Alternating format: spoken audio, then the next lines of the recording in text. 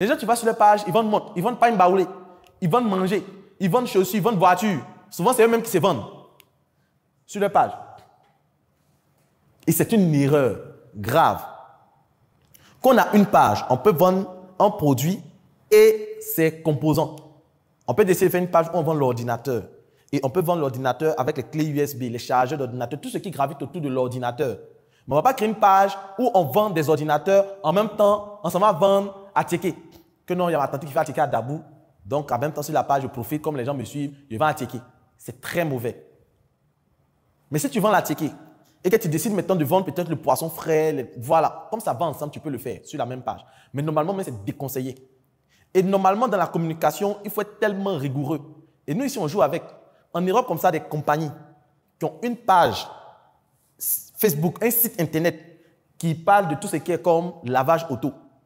La même entreprise qui fait lavage auto, il y a son site de lavage auto, il y a sa page de lavage auto, il communique sur le lavage auto. La même entreprise vend les pneus, ils ont leur page de pneus, ils ont leur site de pneus, ils ont leur communication de pneus. La même entreprise vend voiture, ils ont leur page de voiture. Et voiture, ce n'est pas toutes les voitures, c'est-à-dire que s'ils vendent différentes marques de voitures, s'il y a Toyota, ils ont pour Toyota. Si c'est Mitsubishi, ils ont pour Mitsubishi.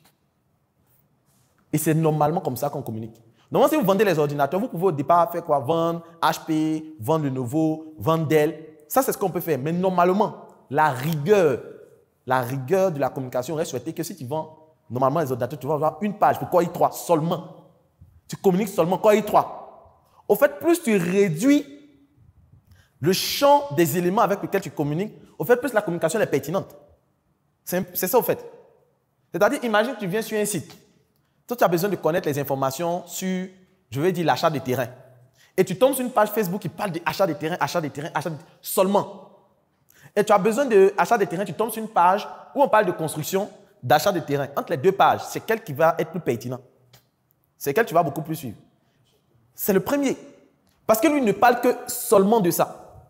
Ce qui fait qu'en termes de crédibilité, en termes d'information, il sera plus pertinent que celui qui diversifie ses champs de communication. Plus tu diversifies tes champs de communication, tu dilues la portée et la pertinence des informations que tu donnes.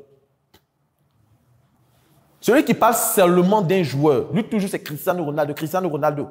Par rapport à quelqu'un qui parle de football de façon générale, le jour qu'on va vouloir se renseigner sur Cristiano Ronaldo, on va partir vers qui? C'est vrai que l'autre il parle de foot, mais il est généraliste. On va chercher à voir le spécialiste. Et c'est comme cela que aussi les moteurs de recherche vont se comporter. Les moteurs de recherche vont considérer que celui qui est focus dans un domaine, c'est celui-là qui est mieux habilité à être visible pour parler du domaine. Donc, quand les gens vont faire les recherches, c'est celui-là qui est focus sur ce domaine-là, c'est lui qu'ils vont mettre en avant. C'est comme ça que les moteurs de recherche fonctionnent. Maintenant, si quelqu'un veut te dépasser, lui paye pour pouvoir maintenant être dedans. Sinon, naturellement, c'est ceux qui fournissent le bon contenu qui sont mieux référencés. Donc, c'est important de bâtir sa ligne éditoriale, d'être focus dans tout ce qu'on fait. Technique de vente sur Facebook. Comment vendre sur Facebook? Ce qu'il faut comprendre, c'est l'état des lieux. L'état des lieux, c'est quoi? C'est des statistiques en ce qui concerne les réseaux sociaux. Donc, nous avons ici sur Facebook 4,5 millions d'utilisateurs. 4,5 millions d'utilisateurs. Instagram, 620 000. Twitter, 147 000. LinkedIn, 740 000. Donc, les KK, c'est 1000. Les M, c'est millions. Ce qui veut dire que lorsque nous sommes sur Facebook, nous avons une grande audience qu'on peut toucher en termes de consommateurs, en termes d'achat. Mais ce qu'il faut comprendre, c'est que ce n'est pas toute cette audience-là aussi qui va consommer notre produit. Attention. Et tout le monde n'a pas besoin de tout ce qui est lié à l'immobilier. Forcément. Tout le monde n'a pas besoin. Donc, c'est important de comprendre quand même le gros public qui est et voir comment on peut toucher ceux qui sont concernés et comment on peut éduquer les autres à comprendre l'importance de notre produit ou de notre service. Définir les objectifs marketing. Les gens veulent vendre sur Facebook, technique de vente sur Facebook. Mais ne comprennent pas que lorsqu'on vient vendre sur Facebook, on vend en fonction des objectifs. Alors, quand tu viens utiliser Facebook, Facebook a des objectifs qui te permettent d'atteindre. On ne va pas utiliser Facebook pour tout faire. On va utiliser Facebook pour faire des choses assez précises. Et les choses que peut t'aider à faire Facebook, c'est 1. Augmenter la notoriété de sa marque. augmenter la notoriété. C'est-à-dire que lorsqu'on va venir sur Facebook, on doit faire des publications qui vont nous aider à pouvoir augmenter notre notoriété. Première chose. La deuxième chose, vendre ses produits.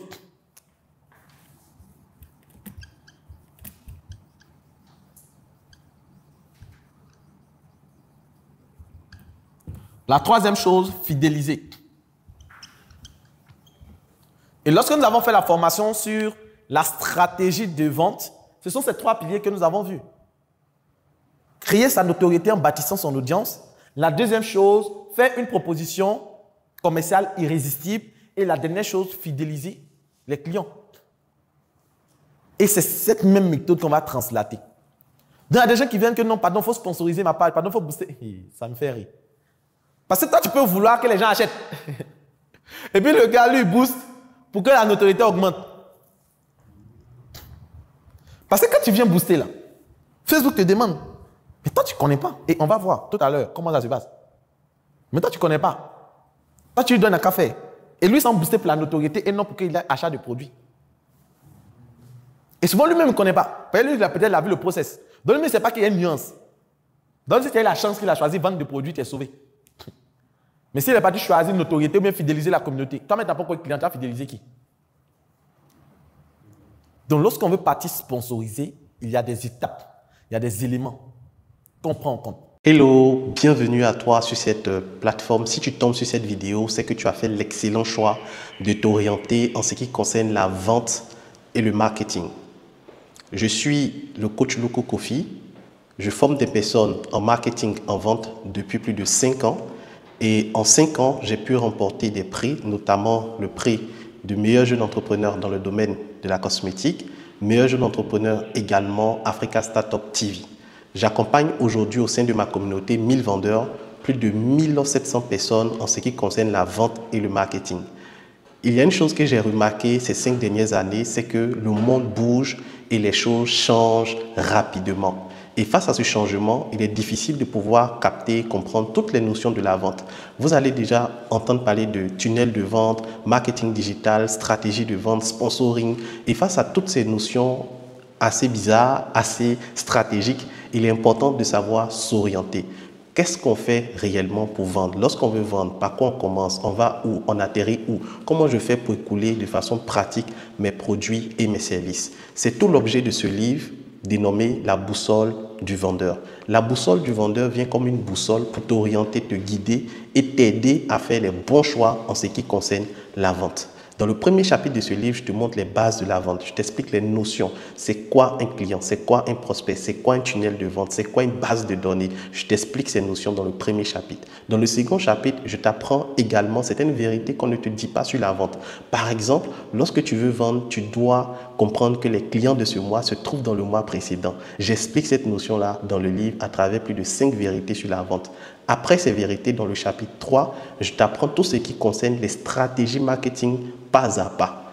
Après, je t'apprends également comment faire des contenus, des rédactions avec ChatGPT, qui est une intelligence artificielle qui va te faciliter la rédaction de tes publications. Bien sûr, lorsque tu vends, tu vas entendre très souvent dire « mais c'est cher, non, je n'ai pas le temps, non, est-ce que tu peux diminuer ?» S'il te plaît, ces notions-là sont appelées les objections en vente. Je te montre comment répondre à ces objections. Je te montre également comment fidéliser ceux qui ont déjà acheté tes produits. Donc, voici la solution à tes problèmes en termes d'orientation et de vente, la boussole du vendeur. Dans ce livre, j'ai mis également des formations vidéo que tu pourras suivre et j'ai mis en place tout un groupe WhatsApp où tu pourras nous rejoindre et me poser les questions après l'achat de ton livre. Donc, ce n'est pas seulement l'achat. Quand tu achètes le livre, je t'accompagne également à implémenter toutes les stratégies de ce livre dans ton business. Qu'attends-tu? Clique sur le bouton « Acheter » et passe à l'action maintenant.